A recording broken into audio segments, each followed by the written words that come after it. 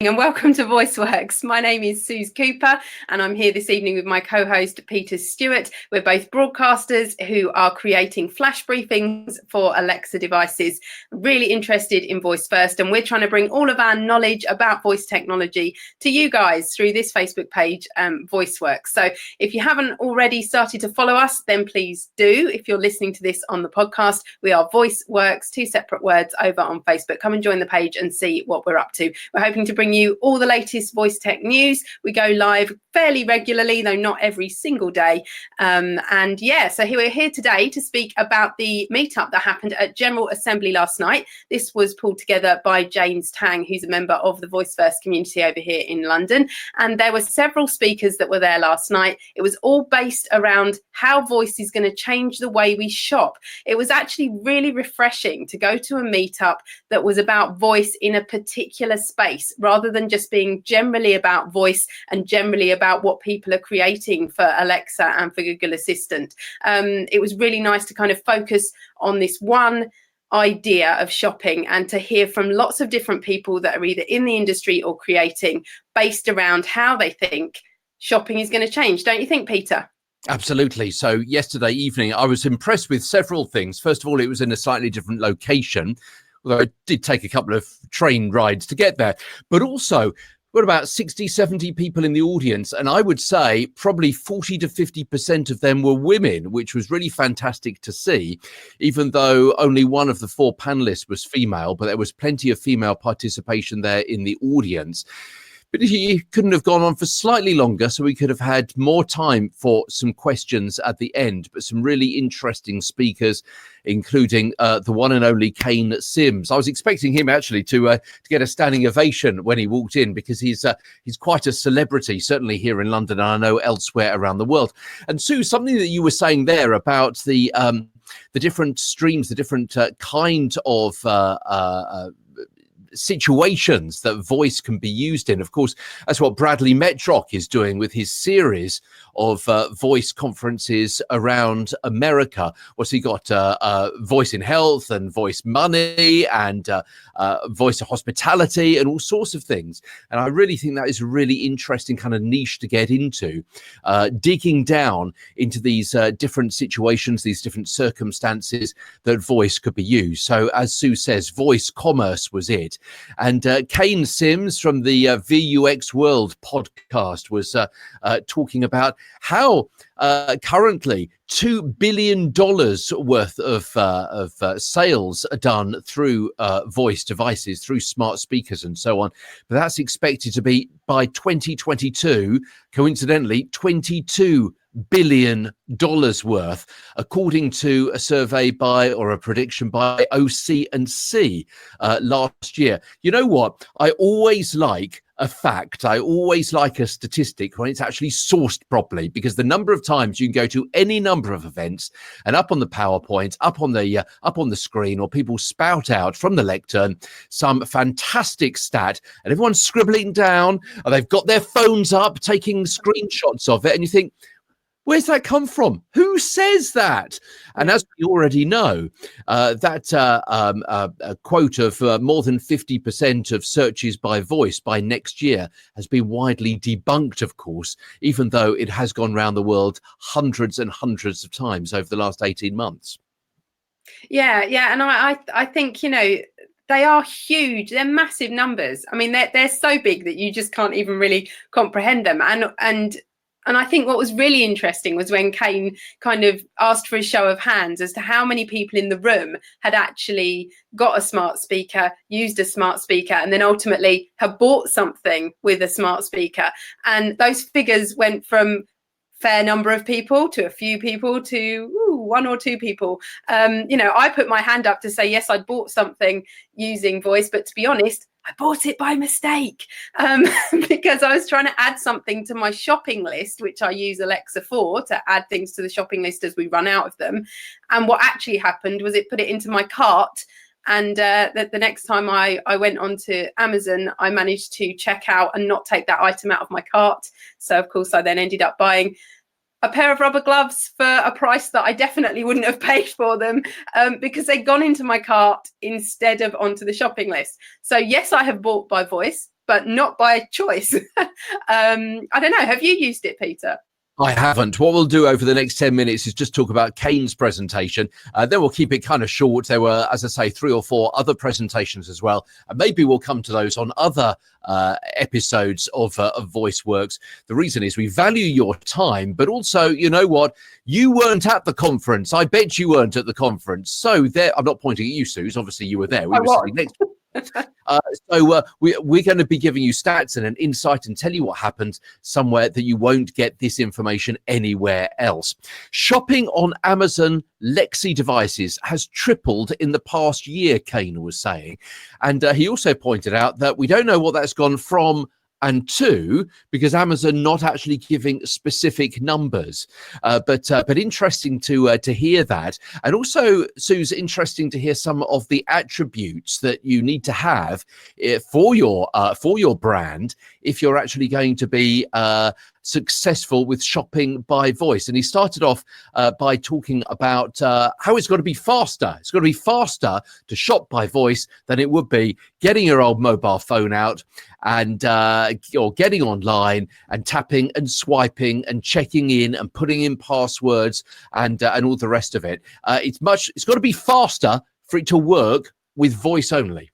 Yeah, and he gave the example that it takes 7 minutes to book a train ticket online, but 2 minutes to do it by voice, which is, a brilliant reason as to why you would use voice. The other thing he said that it is frictionless. It's this idea that there's no kind of buttons to tap, nowhere to press. It is all about this natural conversational exchange that everybody's very used to doing. So this kind of frictionless idea is another one that comes after kind of it being faster. He was also talking about how it's easier to upsell because you're just asked, okay, would you like to upgrade that, or would you like food with that? I mean, what he actually the example he gave was in McDonald's. If someone actually said to you, oh, you've bought a cheeseburger, would you like fries with that? You're probably more likely to say no than you are if it's a voice experience exchange.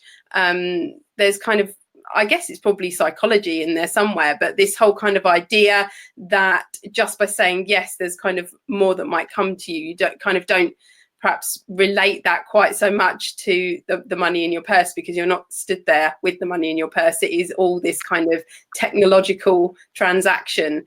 So yeah, faster, frictionless, an easier upsell, and converting. It's converting. I mean, this was incredible. 2 to 3% of people are using voice to go from free to a trial of something, but then 90% of people going from trial to a paid for version.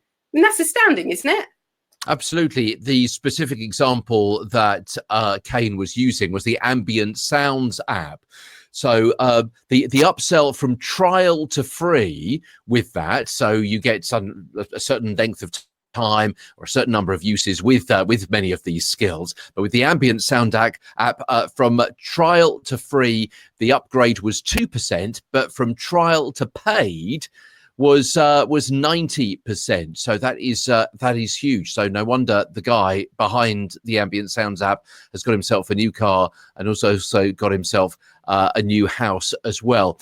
What I found also particularly interesting, so again, we're talking about the meeting last night on Tuesday night up at London, and we're talking specifically about voice commerce. We're talking about Kane Sim's presentation, and that was the whiskey sales experience that was trialed in the United States, I believe. So what they did was, you probably have a problem choosing whiskey. For example, because there you have too much choice. So there you go. You think to yourself, I'll have a bottle of whiskey, or maybe I'll try another bottle of whiskey. But you go to the store and there is shelf upon shelf upon shelf upon shelf of different kinds of whiskey. And apart from reading the labels, which are probably overblown hype, you don't know which one to choose. However, what they did was they had a Lexi device there stuck on the side of the shelves, and you go up and it would ask you a series of questions, and then depending on your answers to the questions, yes or no, depending on whether you like it light or dark or aged, or whether you want it oak, or the different kind of flavorings and what you accompaniments, and whether you like it on ice or whatever, then the lights under the different whiskies and whiskey blends on the shelves would actually turn out if you were therefore knocking those out of your consideration. So after a series of a few questions, you were left with a few lights on, go to the light, and the bottle over that light was their recommendation for the beverage of choice. And I thought that was really, really interesting, because also what that showed was not just voice, but you could almost see the workings behind it as well. It was a bit more interactive. You could use your voice, but also see with your eyes what was happening. And therefore, it was perhaps easier to go back as well. If you suddenly saw that a whiskey there that you had your eye on, suddenly the light was going out, you'd think, oh, right, okay, so what was the answer that I gave previously that caused that to happen? So therefore, this is opposite to, do you see what I mean? You can actually see what was happening, see under the bonnet, see under the hood. And I think that made it much more kind of interactive and arguably rather more useful, I think.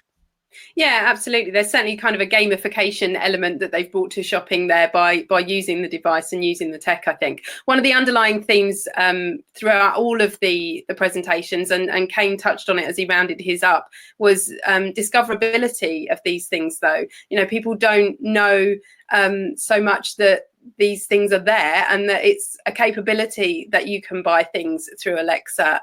You know, certainly we heard from the lady from Argos later in the evening. I mean, that's a big brand. Now, I didn't know Argos had a skill, you know, and I'm in and out and all over Alexa and voice every day, but I didn't know they had a skill, and I wouldn't have considered going to voice to purchase from them. So in terms of promoting these things, in terms of Amazon making them available and discoverable to people, you know, I guess it's not in Amazon's interest to tell you that Argos are they're really selling other stuff, but you know, across the board, discoverability is a massive challenge for this stuff, whether or not we're talking commerce or any of the other areas where voice might be used. And that was a real kind of underlying thing from all of the talks last night.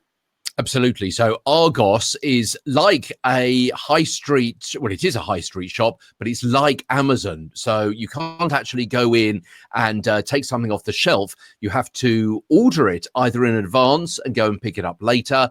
Very often they've got stock behind, but they don't have dozens and dozens of the same item, but they have thousands of items in their catalogue. And the whole idea, perhaps we'll come to this another night, about the Argos skill is that you can quickly and reasonably easily order something basic that you know you want from Argos, and then, or reserve it and then go and pick it up.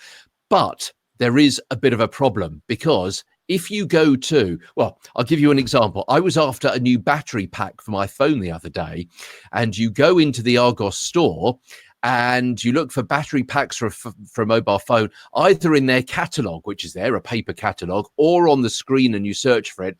You know what? There must have been 30 or 40 different mobile phone battery packs. And of course, then we come back to the fact that Lexi is not going to be able to read all those out. Or if she does, you'll die as she does so.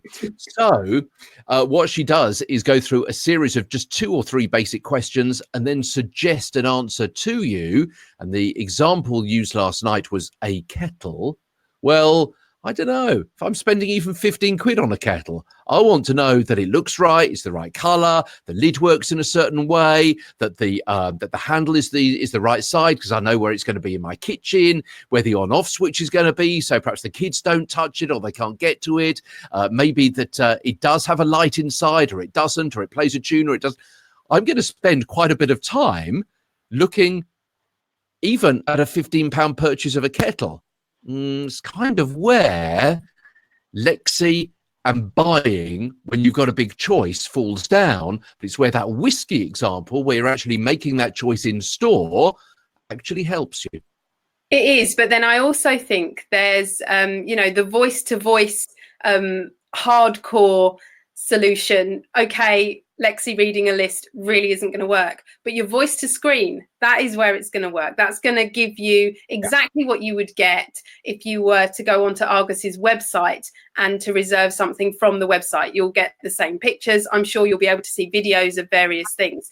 So it's whether or not you're kind of a hard and fast voice to voice e-commerce type person that needs to see this working just very strictly as a voice transaction, or whether you're willing to see that actually a voice to screen experience in this case is probably actually going to be your faster, frictionless, easier access to using voice to purchase something. I think that's what Kane was making clear, and something we've said before as well. Voice first, not necessarily voice only. So it may be that you can ask Argos on Lexi for kettles and answer a few questions about the size or the color or the make or something like that, and then she texts you a link with those pictures, so you can therefore choose further from there when you've got a spare 30 seconds, but it still saved you perhaps a couple of minutes by narrowing down those options so far. Yeah, I mean, I'm really aware that we have said that for these VoiceWorks episodes, we do want to keep them kind of shorter and snappier. So I'm wondering if perhaps we look at the other people that spoke in a later edition, perhaps tomorrow, and cut this into 2 parts, because there really was so much good stuff that came out of this that I don't want to kind of skip over it or make this episode too long. So I think perhaps what we'll do is finish up for tonight's episode of VoiceWorks, and we will continue to speak about what we heard about at General Assembly last night. We heard from Charles Cadbury, we heard from Ravi Lal, and we also heard from Adriana Andujas, who we just briefly touched on there, who was from Argos. But I think there's so much more to say, Peter, that we will wrap it up for this evening. I just want to remind people about the last few tickets. We have very few last tickets left for our talk at Amazon that's happening on the 16th of July. So if you haven't yet booked your seat, please do hurry up and book it. I will hit the link into the comments as usual after this episode. As I say, there really are very, very few seats left. So if you do want to be there and you do want an introduction to voice technology, we'll be working from the ground up. You don't need any prior knowledge at all. And we really want to really welcome your questions, and anything that you want to ask about voice tech, do please bring it along on that evening. It is at Amazon UK, which the headquarters up in London, and we would really love to see you there.